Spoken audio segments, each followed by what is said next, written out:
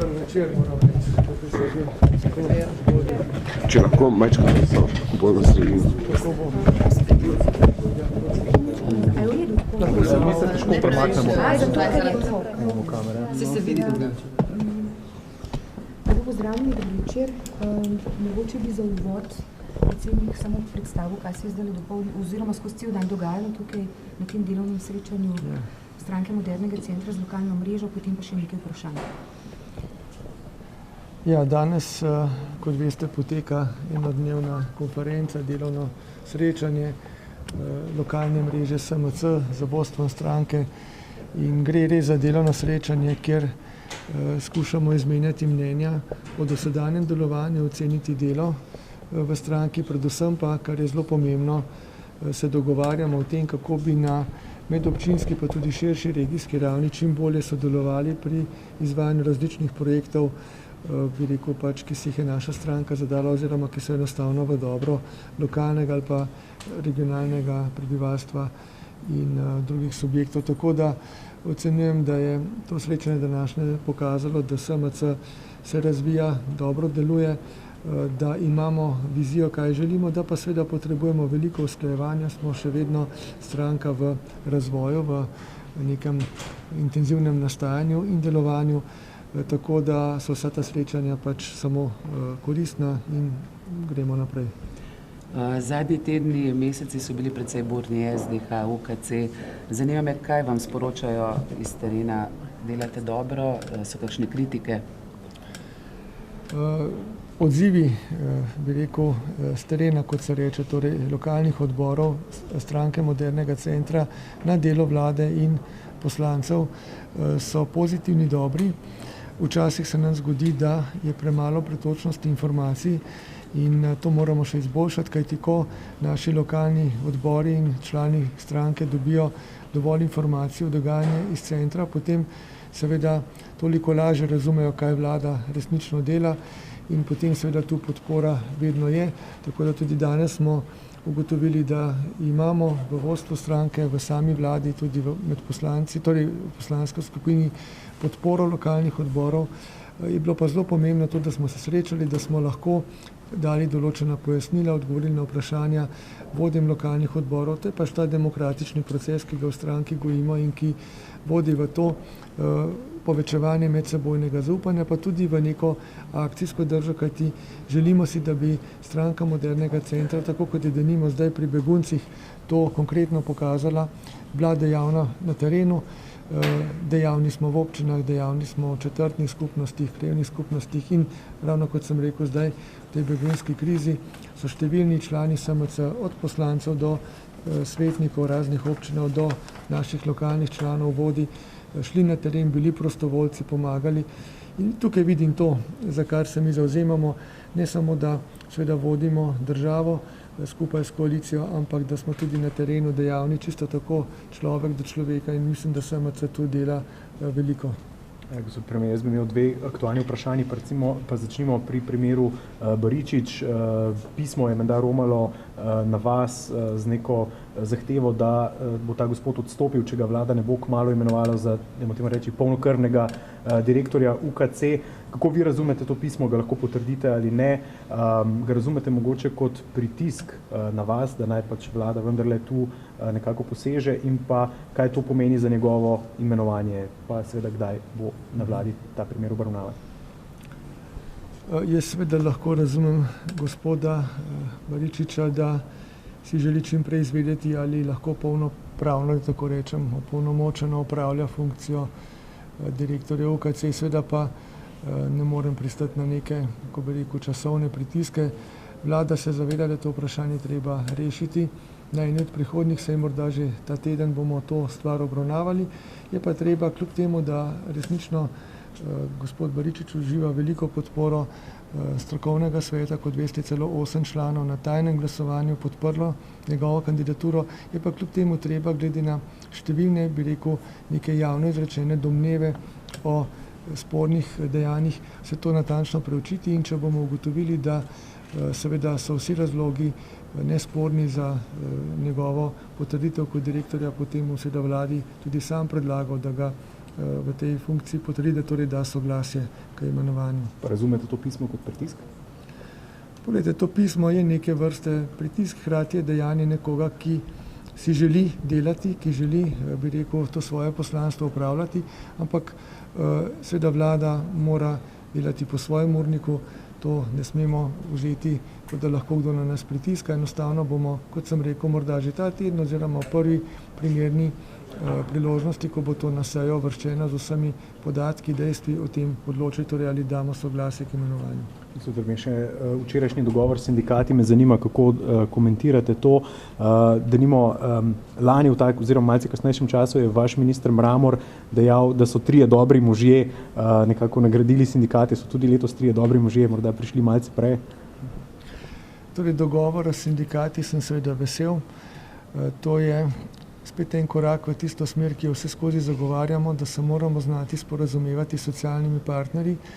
Je pa res, da v to vlagamo na obeh stranih, tako na strani vlade kot na strani sindikatov, vsi ogromno napora. To je en zelo naporen proces in jaz lahko v tej fazi samo rečem, da me veseli, da smo našli skupni jezik tudi tokrat, da se bomo zdaj lahko, potem ko smo se dogovorili, posvetili še posebej v vladi pravim problemom, da bomo se lahko ukvarjali z razvojem države in z vsem tistim, kar bo nenazadnje tudi delavcem v javni upravi in povsod prineslo na koncu višji standard. Mislim, da je to bilo konstruktivno dejanje obeh strani in ga pozdravljam in gremo dalje.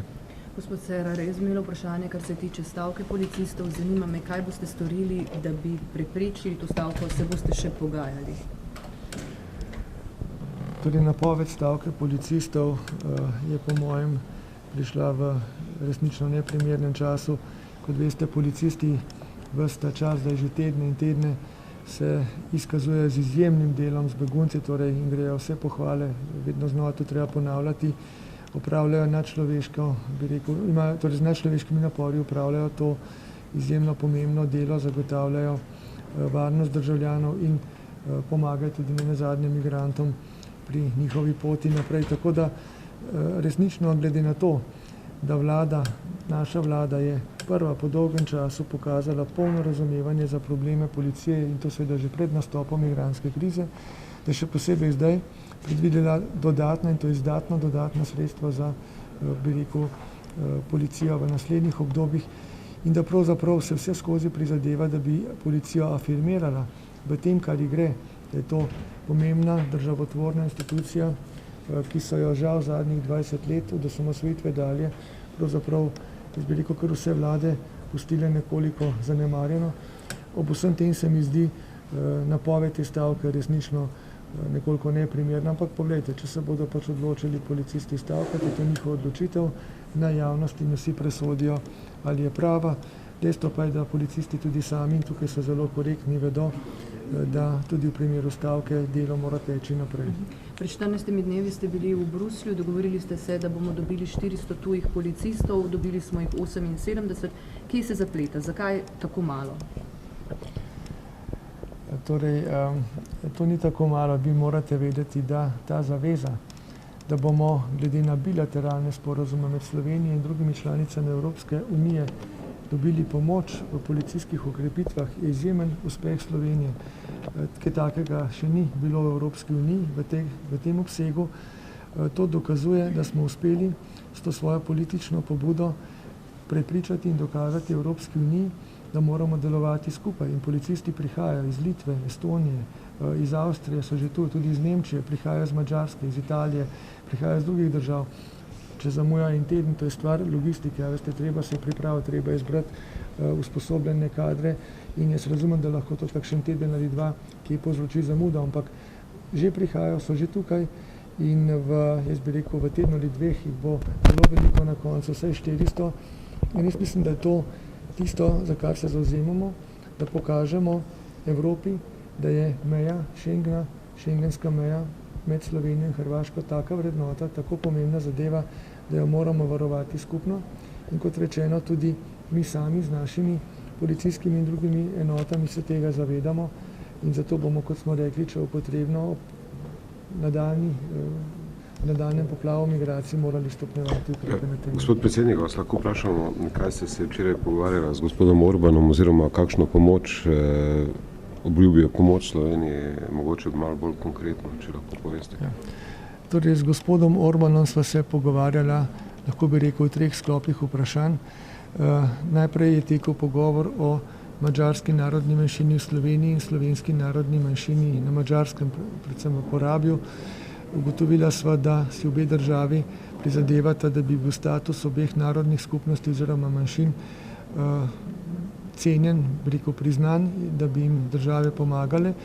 Tu sva seveda našla še neke možnosti za izboljšave tako na madžarski kot na naši strani. Drugi sklop pogovora se je nanašal na problematiko migracij oziroma beguncev. Tu se nisva veliko pogovarjali o teh tako imenovanih tehničnih sredstvih, o katerih se tako veliko zdaj govori. Pogovarjali sva se predvsem o geopolitični situaciji, o tem, kako bo morala Evropska unija na nek način postopati v prihodnje na svojih zunanjih, pa tudi drugih mejah. Pogovarjali sva se o tem, kako pomembno je krizo reševati v državah izvora, kako bomo nastopali evropski voditelji na mednarodni konferenci prihodnji teden v Valeti na Malti. Pogovarjali sva se tudi o tem, kako bosta Slovenija in Madžarska sodelovala pri nadaljnjem obvladovanju migracij in seveda tudi o tem, kako meniva, da je treba Evropsko unijo le usposobiti, da najde tu skupen pristop, skupno rešitev. Tretji sklop vprašanj pa so bila gospodarska vprašanja. Tu sva ugotovila, da državi dobro sodelujeta, nato pa ocenila, da bi bilo primerno, da intenziviramo to sodelovanje, ker imamo potenciale, imamo interes in zato sem se odločil, da gospoda Orbana z njegovo vlado povabim v začetku prihodnjega leta v Slovenijo na skupno sejo obeh vlad. Takšno sejo bomo seveda dobro pripravili, potem pa skušali v srečanju vseh ministrov razviti naše potenciale, skratka se dogovoriti za konkretne projekte nadaljnega ali pa novega sodelovanja. Lahko samo eno provokativno vprašanje zdaj. Ta pomoč, a držijo informacije, da smo del te žice za ograjo dobili z Madžarske, v bistvu, da je Madžarska predala? Nabava tehničnih sredstev za varovanje meje, vključno tudi z ograjo, je zadeva, ki je zaupne narave. Gre za postopke, ki jih ne smem komentirati. Lahko pa povem še enkrat, da se pripravljamo na vse možne scenarije, tudi na takšne, kot sem rekel, katerim bi morali našo šengensko mejo, skupaj, kot storili tudi s policisti iz drugih držav, varovati tudi s tehničnimi sredstvi. Kaj vam je pa Orban predlagal? Mogoče sam vam je predlagal, vam je dal kakšen recept, kakšne svete? Kaj je ta pomoč, o kateri je govoril? Mislim, oziroma, kakšen je njegov predlog v bistvu Slovenije? Jaz sem se kolegi Orbanu zahvalil za že izkazano pomoč. Oni so nam že poslali določena materialna sredstva, denimo zložljive postelje in podobno. Prihaja k nam kar 50 policistov iz Madžarske, ki bodo pomagali v tej skupni akciji varovanja šengenske meje. In kolega premier Orban mi je dejal, da če potrebujemo še kakršnokoli pomoč, se bo Madžarska potrudila, da jo nudi. Tako da jaz mislim, da je bil to en zelo prijateljski, odprt pristop. Lahko smo veseli, da sosednja država, pravzaprav s katero tudi dobro sodelujemo na drugih področjih, je odprta za pomoč in to je vse. Hvala lepa.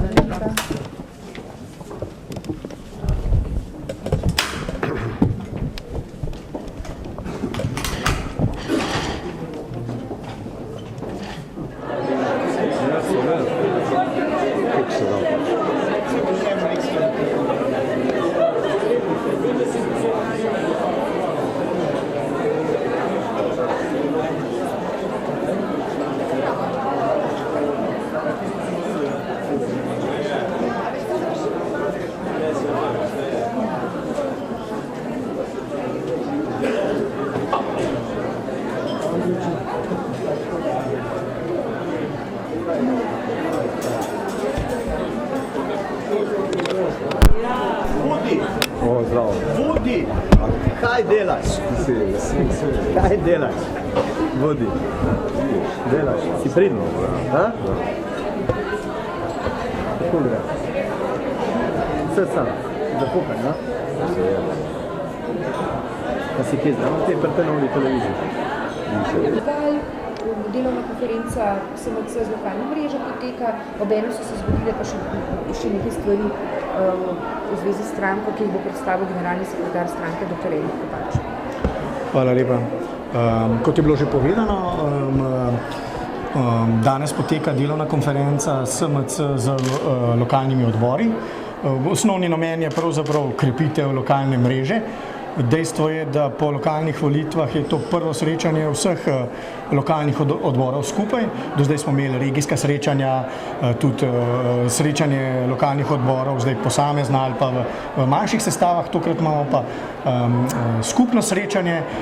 Osnovni namen je pa, da se med sabo lokalni odbori še bolje spoznajo in pa tudi pri svojem delovanju skoordinirajo. V ta namen so si danes oziroma si bodo danes izmenjali dobre prakse, ki potekajo znotraj posameznih lokalnih odborov, se pravi neke naučene lekcije za druge. Poleg tega se pa po posameznih regijah, to smo imeli danes dopoldne, so se lokalni odbori pogovarjali o skupnih projektih, ki so jih potem tudi ravno kar predstavili, se pravi projekte, ki bi jih lahko kot lokalni odbori v okviru regije skupaj izvajali.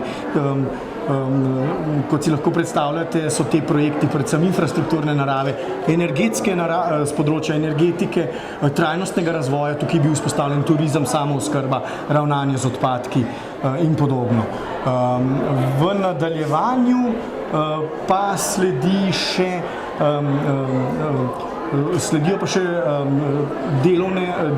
delovna omizja predstavnikov lokalnih odborov z našimi ministri oziroma predstavniki ministrstev, ki jih pač pokriva naša stranka, potem tudi poslanci in pa strankino centralo oziroma posameznimi področji delovanja stranke kot celote. Govorimo o odnosi z mediji, programska vprašanja in podobno. To je, kar se tiče neposredne vsebine delovne konference. Hkrati bi pa rad povedal še, da je ob delovni konferenci danes potekal, ker namreč na konferenci poleg predstavnikov lokalnih odborov sodelujejo tudi vsi člani izvršnega odbora, naši poslanci in pa ministri. Je potekala tudi izredna seja izvršnega odbora stranke in sicer na eno samo temo, to je sprejet je bil sklep, da bo stranka aktivno nastopila v predreferendumski kampanji v zvezi z zakonom o zakonski zvezi.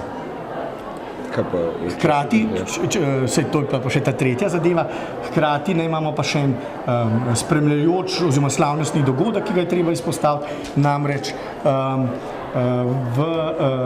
išla je prva številka strankinega časopisa, ki se imenuje Naša sredina, smo stranka Modernega centra, iz tega tudi izhaja sam naslov tega časopisa. Časopis bo izhajal na 3 mesece, namenjen je primarno našemu članstvu, simpatizerjem in pa vsem ostalim, ki jih zanima naše politično delovanje. Vsebina časopisa bo večplastna, se pravi na eni strani predstavitev delovanja stranke na ravni poslancev, na drugi strani izvršne veje oblasti, se pravi vlade kot takšne in pa naših ministrov. Na drugi strani pa seveda tudi predstavitev delovanja stranke, tako na nacionalni ravni, še posebej velik poudarek bo pa tudi delovanja stranke na lokalni ravni. Če sem konkreten v tem primeru, v tej prvi številki je recimo predstavljeno primer delovanja lokalnega odbora Brežice, tudi lokalne problematike v povezavi z zdajšnjo begunsko oziroma migrantsko krizo. Časopis bo išel v nakladi v tem trenutku 8000 izvodov, kot sem rekel, neposredno bo distribuiran do naših članov in pa vseh tistih, ki so naročniki. Vse ostali izvodi pa bodo na razpolago za pogled v naših poslanskih pisarnah, pisarnah lokalnih odborov in pa drugje, kjer pač stranka deluje. Toliko z moje strani, zdaj pa če še kakšno vprašanje. Mogoče si sam, koliko članov ima trenutno SMC oziroma koliko teh lokalnih odborov? Lokalnih odborov je, kot smo že kar nekajkrat ponovili, 60. Lokalni odbori so širšega obsega, kot so občinski odbori. Dejansko večina lokalnih odborov je sestavljena iz kar nekaj občinskih odborov. Mislim, da največji lokalni odbor, kar se tiče števila občin, vključenih občin, je mislim, da Ptuj, ki ima 17 občin v svojem lokalnem odboru. Se pravi 60 lokalnih odborov, več ali manj so vsi nadobčinski, če smem temu tako reči, ali večobčinski, z izjemo recimo Ljubljane, ne, in pa priobalnih, jaz mislim, da ravno tako Koper je, ok, v Kopru je še Ankaran, ampak recimo Izola je samo Izola, Piran je samo Piran. Kar se tiče članstva, so pa številke nespremenjene, članstvo se giblje okrog 3000 in to je to. In se te nihanja ne vplivajo na število članstva, recimo? Glejte, nihanja, seveda ne, fluktuacija obstaja, ampak ko govorimo o fluktuaciji, seveda pomeni ne samo, da se članstvo, da se nekateri ne odločajo za podaljšanje članstva, ampak seveda pridobivamo tudi nove člane. Ne? Tako da govorimo lahko o nekem stabilnem trendu, kar se tiče članstva. Prosim. Imaš kako vprašanje? Ne, nič posebno. Okay. Hvala lepa. Hvala vam. Hvala lepa, Erik. Prosim. Izvolite za